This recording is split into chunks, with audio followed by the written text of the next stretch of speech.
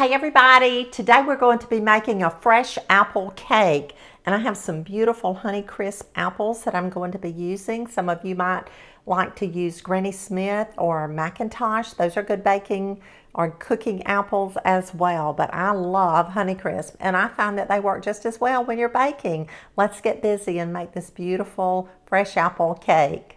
Today I'm using my electric stand mixer, and we'll start out by pouring 1 1/2 cups of vegetable cooking oil in our bowl.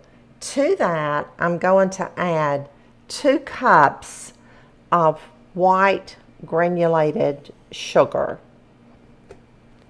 And I'm going to start my mixer. I'll mix this for about 5 or 6 minutes, and while it's mixing, I'm going to peel, core, and dice 2 apples. Today I'm using Honeycrisp apples. Now you may want to use Granny Smith or Macintosh. Those are good cooking apples, but this is what I have on hand. I've used these before and they work beautifully. So let me start the mixer and I'll mix this together for about 5 or 6 minutes, a little more if it takes me a little bit more time to prepare the apples, and then we'll move forward. Okay, we're ready to add our eggs, and I have 3 eggs that I have let sit out and come to room temperature. So we're just adding those. Our sugar and our oil cream together really well. You just want to dissolve the sugar. That's the reason that I beat it for 5, 6 or more minutes while I work on prepping the other ingredients. Now we're going to add 2 teaspoons of clear vanilla. And you know I love Miss Mert's clear vanilla. And it's fall, and if you don't have any, you need to go ahead and stock your pantry with that. This is Christanilla, and I get this at Miss Mert's in Cairo. So we're just going to let that beat for just a second. And now we're ready to add our dry ingredients. I have 3 cups of all-purpose flour that I sifted and measured, and then I put it back in the sifter. I added 1 teaspoon of baking soda and 1 teaspoon of salt. So you just want to put this in there and just let it mix. You don't need to mix the flour too long in this particular recipe. This is probably one of the easiest cakes that I make, and yet one of the most delicious. Don't be intimidated when someone asks you or tells you that you can make a fresh apple cake, because you can certainly do that. Now I'm going to stop my mixer, lift this up, and we want to rake down on the sides real quickly. And y'all, we are headed to the home stretch. I'm telling you, this is just so incredibly easy to make. It's quick, it's fast.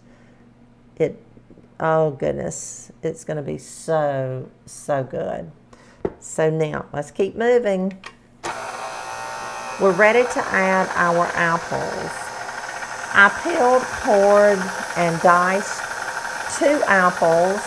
2 large apples, and 2 large apples will give you 3 cups of apples needed to go in the cake. So we're just pouring our apples in.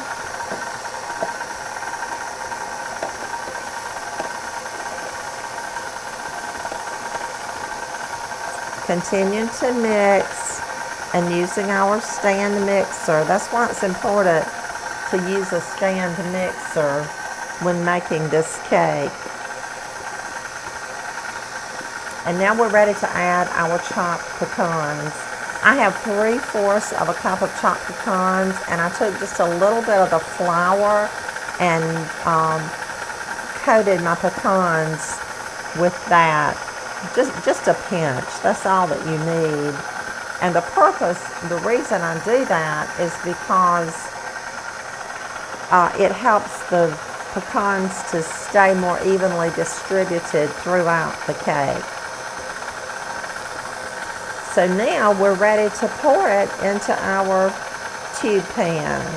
I have sprayed my tube pan with Baker's Joy, and I used a little brush to brush it around and evenly distribute the no-stick cooking spray. So now we're just pouring our batter into the tube pan. Now I'm telling you, it just really and truly does not get any more simple than this. This is a cake that my family, everybody in the family, just dearly loves it. It's good for breakfast, it's good for dessert, it's good for a snack, just anytime. This is an anytime cake. And actually, it's any time of the year, but now that it's fall and the apples are beginning to come in, then it's just a perfect time to make a good fresh apple cake for everyone to enjoy. So now I have preheated my oven to 350 degrees. I'm going to cook it for 75 to 90 minutes. I'll check it at 75 very carefully. I'll check it to see if it's done. My oven cooks fast, so now it's going in the oven. Our cake is done. It baked for an hour and 20 minutes, and I let it sit for about 10-15 minutes, and then I took it out of the pan and put it on this little board here because I'm going to be sharing this cake with someone, and they won't have to return a dish. Now we're ready to make our caramel glaze to put on the cake. I'm starting out with 1/2 cup of light brown sugar. Just 1/2 cup of light brown sugar, 1/2 stick of butter, and this is salted butter. You could use unsalted if you wanted to. And we're going to add 2 tablespoons of whole milk. I'll take this over to the stove on medium-low. I will stir it constantly until it comes to a boil. At that point, I will start timing it, and I will time it for 3 minutes. Once the 3 minutes is up, I'll bring it back and we will glaze our cake. Okay, we're ready to glaze our cake with our caramel glaze that we have here. Doesn't that look delicious? I'm going to take this little pick that I have here, and I'm just going to stick some holes in the top of our cake so it can run down in there and make it even more moist. This is a really moist cake within itself, but this helps to do that. So I'm just going to use my spatula that I have here, and I'm just going to drizzle some glaze over the cake, just like that. And you don't have to have any particular pattern. You can just do it any way that you want to.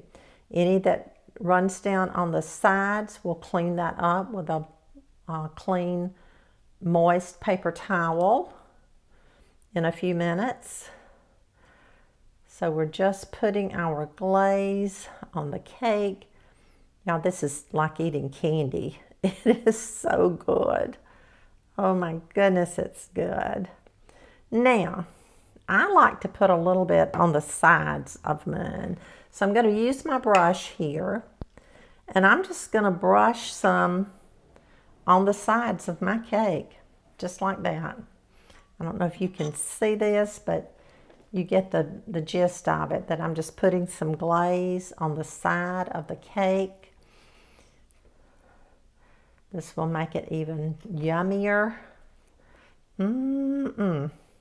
I hope that you realize, as we've made this video, just how easy this cake is to make. It does take a little bit of time, takes a little bit of patience, but if you have all of your ingredients and you're ready to go and you've got things to work with, the kitchen's clean, it's all quiet, you can get in here and you can have this cake made probably and baked, because it takes almost an hour and a half to bake it. You can have it made within a couple of hours.